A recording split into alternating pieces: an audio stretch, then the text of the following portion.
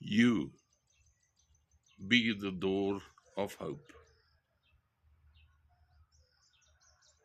When God created earth, He appointed mankind, Adam and Eve, that was created in His image,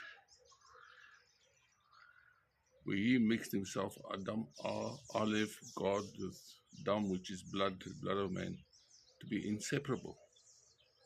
And He appointed us to have dominionship over earth, to rule over earth. Now, rule is a term that belongs to kings and queens.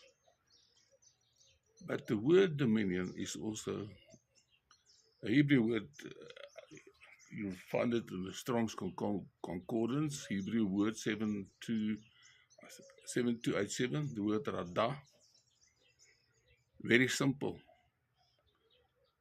You be the Son, which is Jesus Christ, that opens the door, the lintel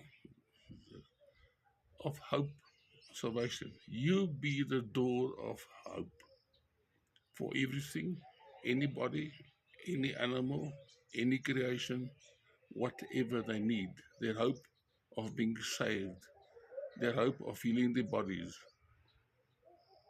the hope of giving them water, plants, the hope for people of finding a kind word or something to eat. You be that warmth that you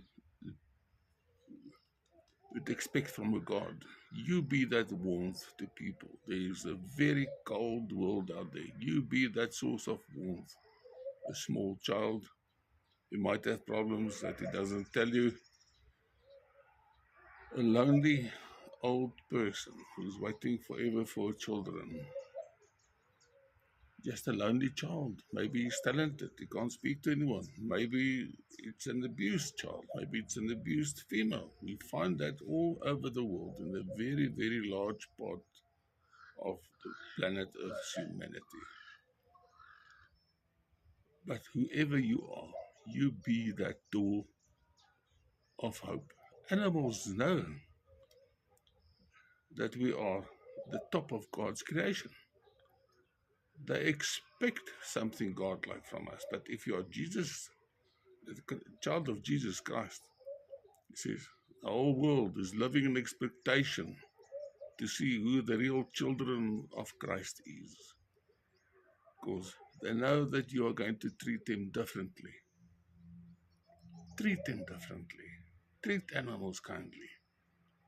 When Jesus went to the desert, where he spent a lot of time, wolves came to him.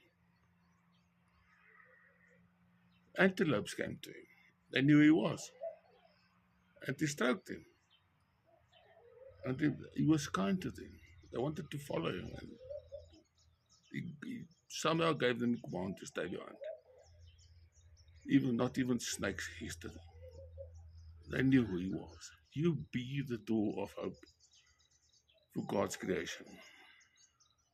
No matter what form or shape or size. You be the door of hope. Hope for what? Food, love, warmth, water,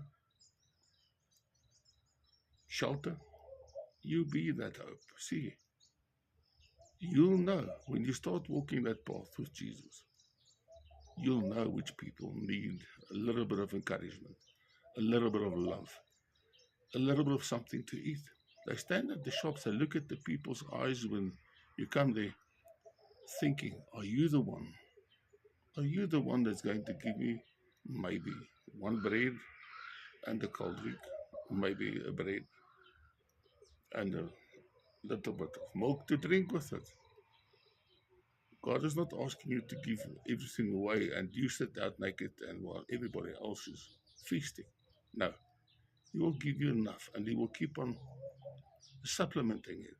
Remember the female whose jar was filled with, what do you call it now, meal, flour. It never ran empty. How's that for a miracle? She never again ran on empty, because He always provides. In the desert he provided for 40 years.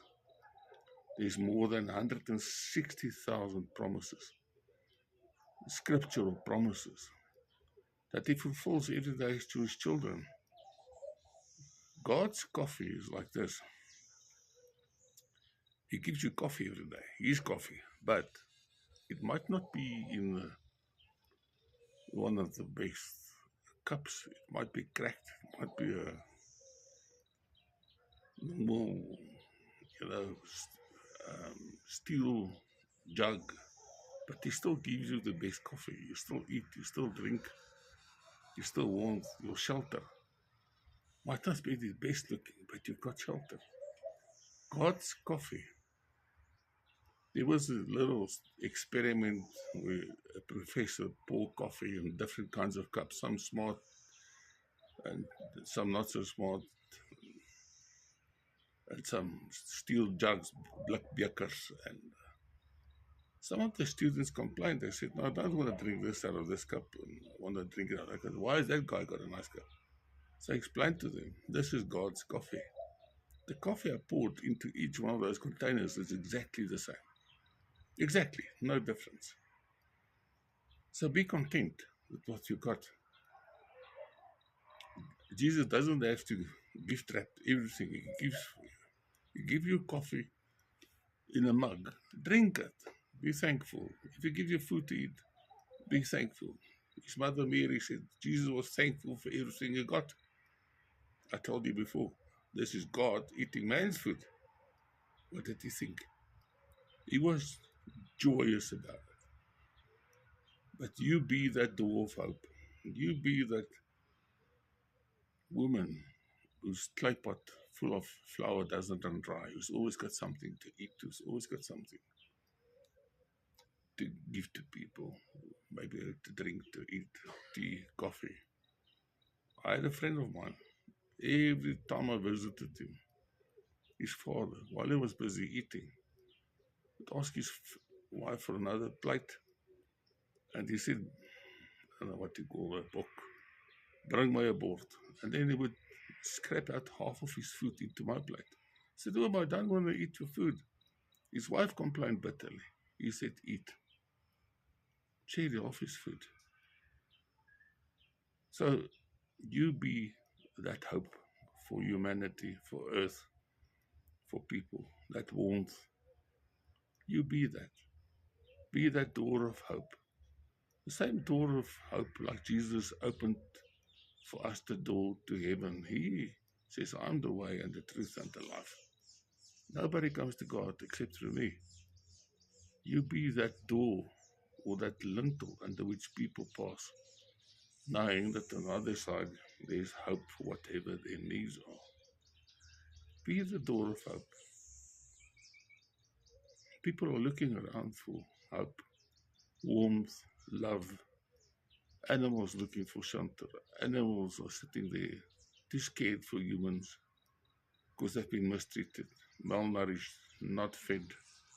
Some places, and I think in Europe, at night they open the doors of the restaurants for the street dogs to come in and sleep where you're sitting in the day. So the street dogs can live off the street and sleep, and everybody's got his own place. When he goes there, when he opens the doors at night, they go to the same bunk where they were sleeping yesterday, and they don't fight. Be that kind, man. Some places they've got like fridges outside the house. Whatever leftovers there is, they put in the fridge. And if you're hungry, you come and take something to eat. Now you'll find something strange. People don't take everything that's in the fridge.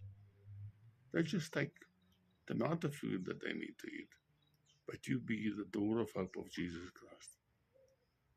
That is your job as a child of God. Once you accept Him to be your God, John 1, verse 12 and 14, once you accept the fact that you want Him to be your God, and you want to be His child, exousia, once you accept that, you act like Jesus. You be the door of hope for the whole world in your surroundings, wherever you are. They know. They will see you as a door, and you see what the animals does.